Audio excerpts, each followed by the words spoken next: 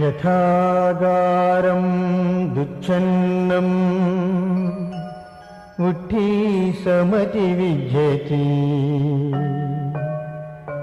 ఏవం అభావితం చిత్తం రాగోసమతి విద్యతి.